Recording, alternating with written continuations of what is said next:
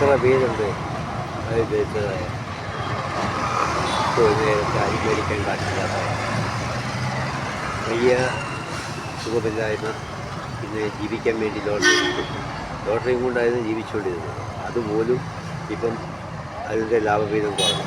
40% GST ആക്കിയെന്ന് പറഞ്ഞാൽ DC കുറച്ചു, പിന്നെ അതിൻ്റെ കമ്മീഷൻ കുറച്ച്, പിന്നെ വേസ്റ്റ് കുറച്ച്, എല്ലാം DC പോലും ഇല്ല. വല്ലപ്പോഴും അടിച്ച് എത്ര പേര് അതുകൊണ്ട് കഷ്ടപ്പെടുന്നു. എത്ര പേര് 30 ടിക്കറ്റ് വിൽക്കാൻ ഭയങ്കര ബുദ്ധിമുട്ടും.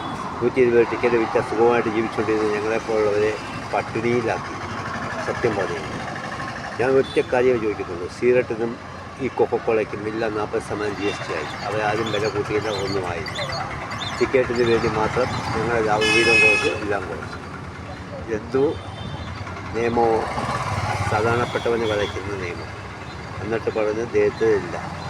ഇവിടെ അരി മേടിക്കാൻ, 1 കിലോ അരി മേടിക്കാൻ ഒരു ദിവസം കാശ് കിട്ടുന്നില്ല. നിങ്ങളെപ്പോലുള്ള ഇത്ര പേര് ഇവിടെ ഇരിക്കുന്നു. എത്ര പേരുണ്ട്? ഇത്രയും പേര്. എനിക്കറിയാവുന്ന ഒത്തിരി ആൾക്കാരുണ്ട്. ഞാൻ സഹിതം